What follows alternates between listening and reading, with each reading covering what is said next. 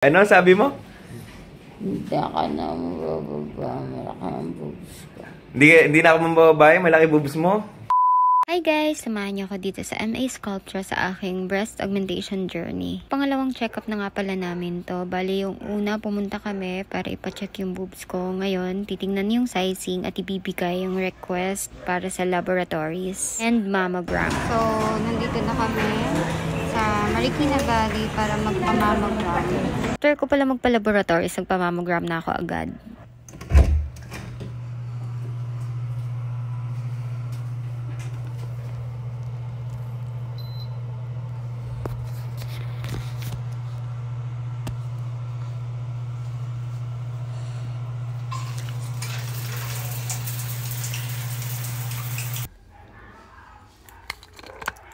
Kasi yun yung operation ko. Tapos water. Ito pa din. Para hindi halatang dehydrated tayo. Yan. Ito pa din. Skincare is a must. Ito pala yung ginamit ko. Moisturizer. Gamit ko tong yung binili ko na lip liner sa Ayan, ganyan lang. Tapos, itong MAC na plumbing gloss. Ganda-ganda talaga ako dito. Huwag ko kung ito o ito. Ito na lang. So, ito yung suot ko. Kailangan kasi comfy. Tapos, eto na lang yung bag ko. Yan. Diba? Hi! Pupunta na kami sa clinic ni Doc Melanie. Sa may MA Sculptra. Ayan. Si Doc Melanie Arenas ang gagawa sa akin. And syempre si Doc Kino. Ang inyong pinakamagaling na OB-GYN. So, yan. I-IE daw niya ako dun. Yesterday! Tanga. So, ayun. Makikita niyo yung dede ko. Charot. So, mamaya na lang. Inagahan namin kasi akala namin traffic. Pero mas maganda ng maaga kaysa late, diba? Hindi ako kinakabahan. Actually, excited pa nga ako eh. Siyempre, diba? Sino ba namang hindi may excite magpaganda ng sarili? Pampataas ng self-confidence. Siyempre guys, dito ko sa isip. Kasi nga, araw ng operation day. And kung tayo sa MA Sculpture, syempre kayo kung Melanie Arenas. So, kung dala dito, tama, taan yung picture. Kaya, hindi na naman. Padirin yung video. Ay, kita niyo ba ako? Wala na. Pero sobrang lapit na. Ito na yung cleaning. Yan natin yung cleaning. Walang tao. So kaya, dito na kami pero sarado ka. Kaantayin muna natin si Miss Lee o kaya si Doc Melanie. So guys, ayan, nakita nyo, nagbukas na sila. Kinakabahan ka na ba? Hindi, wala akong kabang nararamdaman. Wala akong kaba sa katawan, nakalimutan nyo ba? Pero gutom ka na ba? Gutom na ako kanina pa. Sabi ko nga, kahit susuka na lang ako basta hindi ako magutom. Pero kasi fasting daw, before the procedure talagang dapat Ang fasting. Ang last meal ko is 11:30 ata. Oo, and then pinag-omeprazole ka, no? Oo. Para hindi mag-produce ng acid yung tiyan mo. Oo, at hindi ako sumuka. Ako willing ako Patingin nga yung OOTD mo ngayon. Ayan, ito. Ay, pak. Oh, tapos zoom natin sa Bugelia. Pak. Oh. Bugelia. So, ayun. Gutom na talaga ako kanina pa. Sabi Kasos, ko na kakain ako kahit sumuka na lang ako, okay lang. patutulugin ka na daw, sabi. Yes. Ayan, wala na tayo magagawa. Bye. Oh. Pasok sila mamaya dyan sa loob.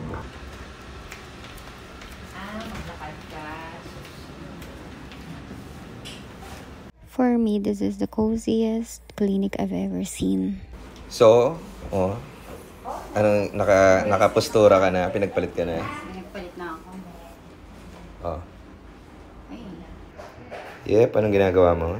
Tatanggal ng jewelries kasi bawal ang metal. Nakuha na yung sa ko. Yung sa Pusod? pusod ko. Ay, at saka yung sa mo? Yung sa tragus mo? Oo. Yun lang. Kakabutas ko lang nito eh.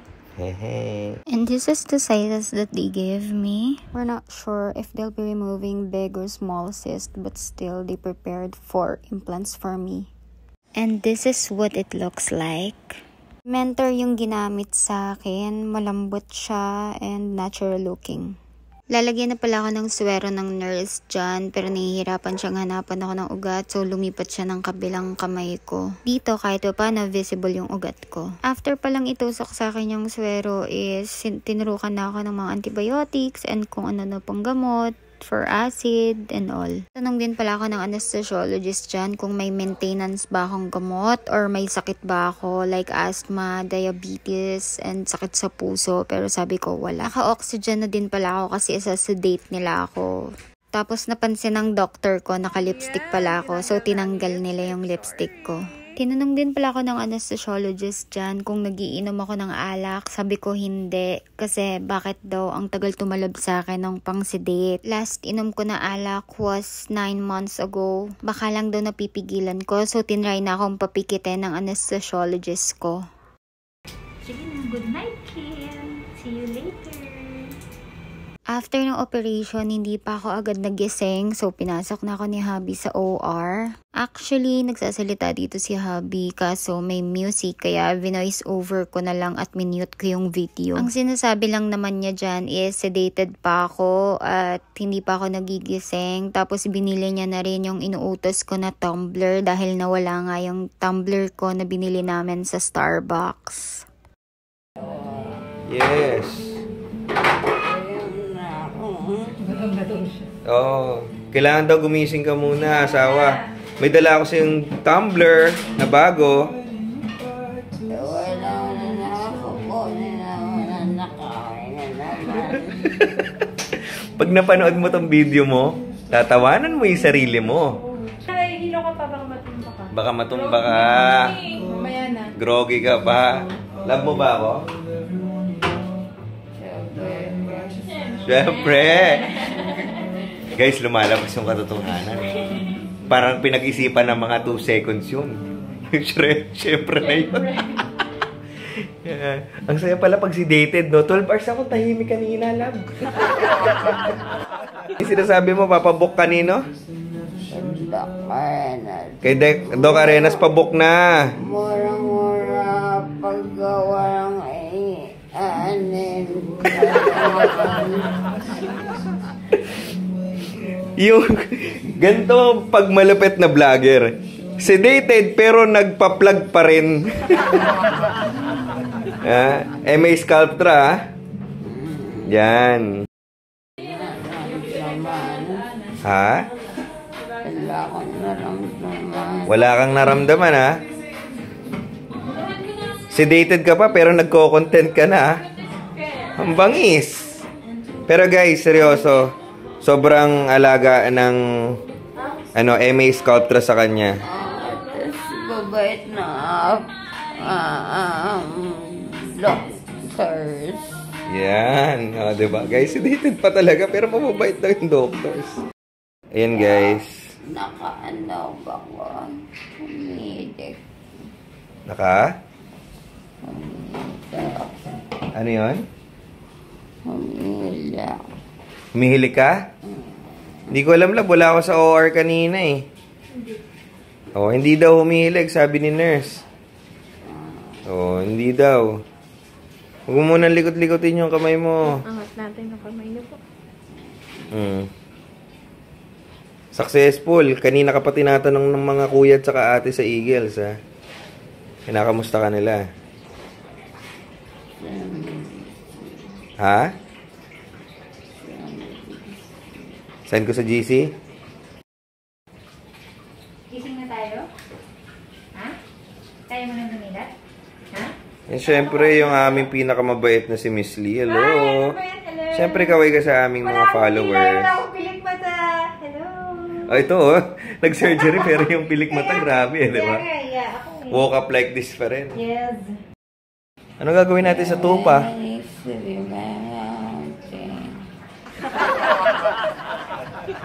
Bakit tayo hanap ng tupa? Gusto mo ibaba mo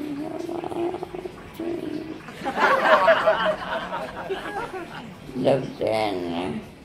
Kain ako dito na. Ano? Sobrang lamig. Nagbubuti shake ka? Paano yung booty shake?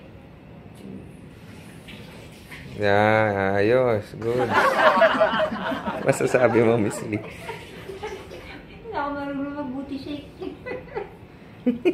Kesa walang pot. Di ba dinali pa ako, mga kapatid? Dapat ikaw Akala ko kayo pinaparinggan niya. Ako yun, ako. Pero hindi kayo nahihilo ha? Okay.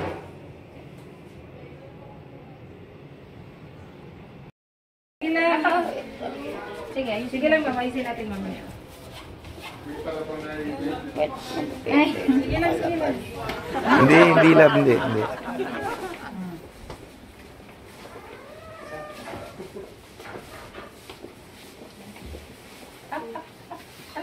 Okay, down. Sit down. Okay. Alright. Anong masasabi mo? Tapos na yung ano, parang kang pinagbagsakan ng langit at lupa eh. Oh. Sabi niyo, pangit ba ako dyan? Oo nga. Cute pa din. Manny smile. Mata ko, nagpa-eyelash ako siguro dahil dun sa ano. Hagising ko lang. Ito na yung sa ano ko. Yung sa opera. Ayan. Hindi nyo pa siya makikita kasi syempre nakaano pa siya. Ganito pa siya. Sabi ni Doc, 2 months daw akong nakaganito. Siguro para hindi ma-dislocate yung dede ko. Mahirap naman kung dede ko isa na dito tapos isa na dito sa may kilikili. So yun. Tulog na si Hub. Napagod siya. Siya nagkasikaso lahat. Tapos nagtatrabaho pa siya. Sinasagot niya pa yung mga client. Siguro kakatulog niya. So yun.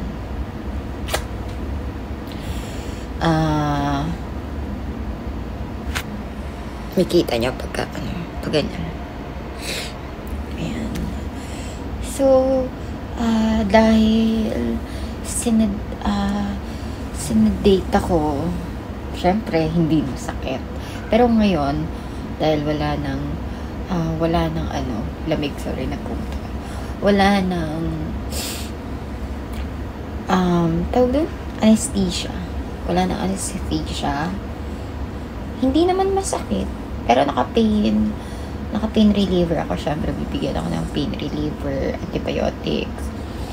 So, ayun, nag-ready na rin ako ng Tums kasi sa sobrang daming gamot na ituturo, as in, lalo pag may hyper-acidity ka, sasaman ka talaga ng tiyan. So, ang sakit ng tiyan ko. So, uminom ako antacid, Tums.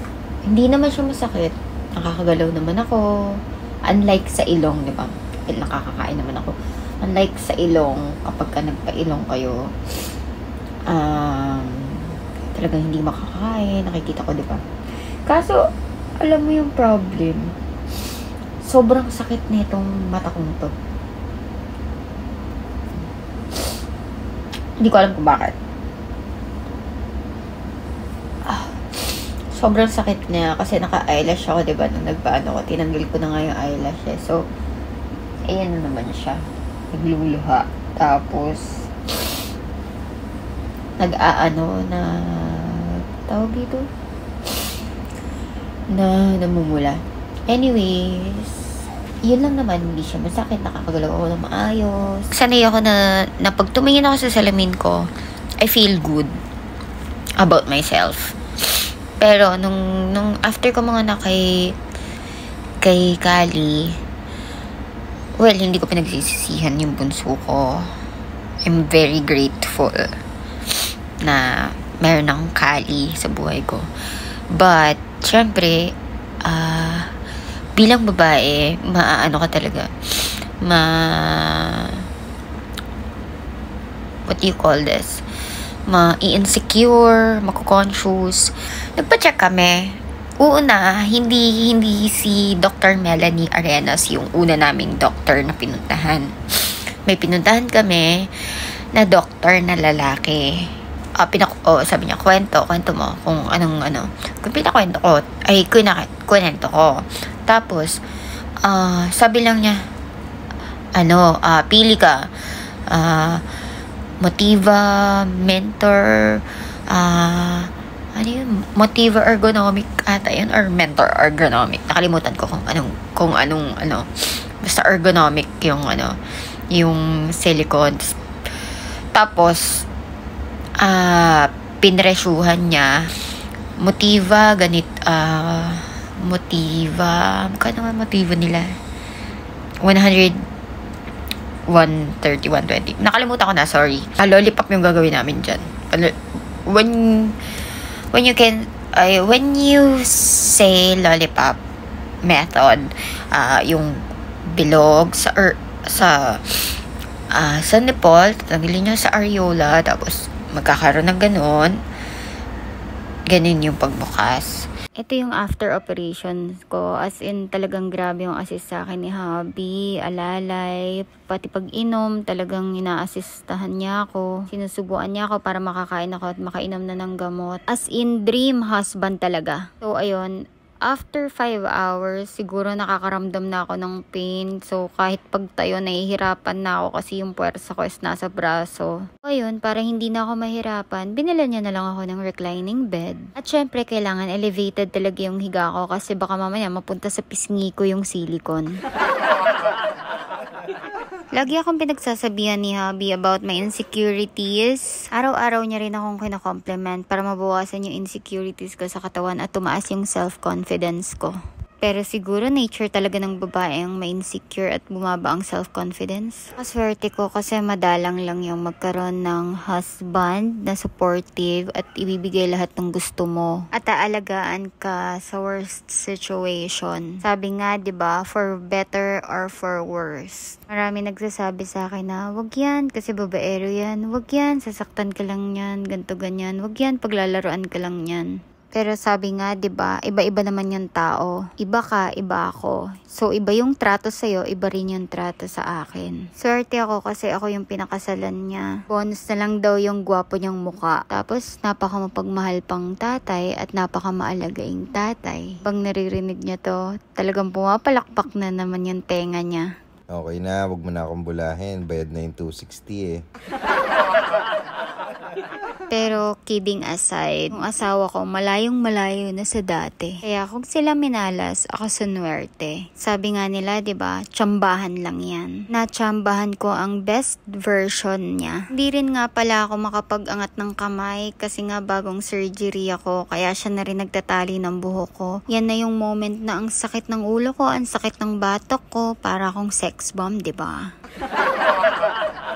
Hindi lang siya basta sweet, maalagain pa. Hindi na siya nakakatulog dito, kakaiyak ko kasi sa sobrang sakit. Mayat maya niya akong chinecheck and hindi ako mapakali kasi sobrang sakit ng likod ko. Nagutom ako at ginawan niya ako ng salad. Wow, may pakamatis pa. Parang galing ng 5-star hotel ah. Kinabukasan pala, hindi namin alam kung paano linisin, kaya minessage namin si Doc at sinabi magpunta na lang daw kami para sila na lang daw maglilinis. Grabe talaga mag-alaga dito sa MA Sculptra. Tapos ang babait pa ng staff, kaya talagang hindi mo pagsisisihan ang babayaran mo dito. As in, kahit masakit, babalik ka talaga. Ano yung ginagawa mo? May nakita ko stressful eh. Oh, ang lambot. Wala na stress. Hintayin mo gumaling yung akin. Dalawa yung ganyan mo. Hindi pala stressful to. Sige ko pa. Pero hindi hingin ko na kay doktor. Oh, lambot. Katapos palang linisin yung sugat ko is kumain na muna kami kasi bigla kami nagutom at hindi pa kami nagla-lunch. Ito pala kami kumain sa Dennis kasi ayoko mag-seafood dahil baka bumagal ang process ng paggaling ko. So, ito na yung 1 week post-op ng aking boobs. And tinanggal na namin yung benda. Kasi para nakakahinga naman. As in, talagang hindi ko kasi tinatanggal ng ilang araw. Parang tinatanggal ko lang kapag kayong, as in, sobrang sakit na talaga. As in, sobrang hirap na ako huminga. Yung benda pala is, sabi ni Doc, 2 months ko daw ilalagay. Benda. Hindi, yung benda daw. Pero, para makahinga, kasi pwede naman daw yon, minsan tanggalin ko daw yung benda, pero mag-sports bra pa rin ako. So, bumili ako ng maraming sports bra. Pero dapat ang sports bra is, kung magpapaganito kayo, dapat yung zipper is nasa baba. Kasi, hindi mo pwedeng iangat ng sobra yung kamay mo, especially pagka first, second, third, and fourth day, hindi mo talaga siya maiaangat. Hindi ka rin pwedeng mag-lift ng mabibigat. Kahit baso nung mga una, pangalawa, pangatlo, pang-apat, pang-limang araw. Kahit baso, hindi ko binubuhat. Si Habi talaga nag-assist kahit inom. So, ayun, yung tahi ko dapat ngayon tatanggalin kasi 1 week na ngayon. Pero dahil nahihirapan akong umihi, nagpa-urinalysis ako nung nakaraang araw. May nakita ata sa urinalysis ko. So, nirequestan ako ni Doc ng KUB. Sa totoo lang, hindi niya na dapat trabaho yun eh. Pero dahil sobrang babait nila, sobrang grabe sila mag-assist, sobrang mag-alaga sa clients. Talagang, as in, chine-check niya talaga lahat. Anyways, yun nga, magpapa-KUB muna ako. Nirequestan niya ako ng KUB. Dapat yung KUB. Kidney, urinary, bladder, ultrasound. Yun. So, ito-check kasi kung may kidney stone ako. Medyo, yung liver ko kasi, medyo may tama, may sugat. Saka kidney. Yung kidney ko. So, ito-check kung kidney stone, kung may kidney stone. Oo, hindi liver. Liver. Hindi Sabi ba mo liver? kanina, liver eh. Sabi mo liver. Hindi, kidney, urinary, bladder. Yun. Yun, kinurek ko na. Hindi daw Okay pala na yan. liver yung, dun sa una, yung unang result ko, lab Hindi, result. SGPT yun. Mataas daw yung SGPT ko. So, possible na may, May din sa liver. liver Oo. problem ako. Tapos, yung kidney stone, iti-check pa kung may kidney stone. So, after ko mag-KUB bukas, pagkakuha namin ng result, tatanggalin na yung tahi ko. Kaya nga nasabi ko, diba, lollipop yung tahi ko. Circle sa gitna kasi binawasan yung areola. Tapos, pababa. Kasi And guys, may tinanggal sa ilalim. After 1 week, pwede na siyang maligo. 1 linggo nang walang ligo yan. Bukas, pwede na ako maligo. Finally, nakikita nyo naman. Hindi nyo pa actually makikita yung result kasi syempre nakaganito pa ako. Pag nakabikini ako, abangan nyo na lang. Pag Parang gusto kong abangan Magbibikini ako sa Japan. Charot. So, ayun. Sana nag-enjoy kayo sa aking journey. So, kung bago kayo sa channel ko, please like, share, and subscribe. Bye!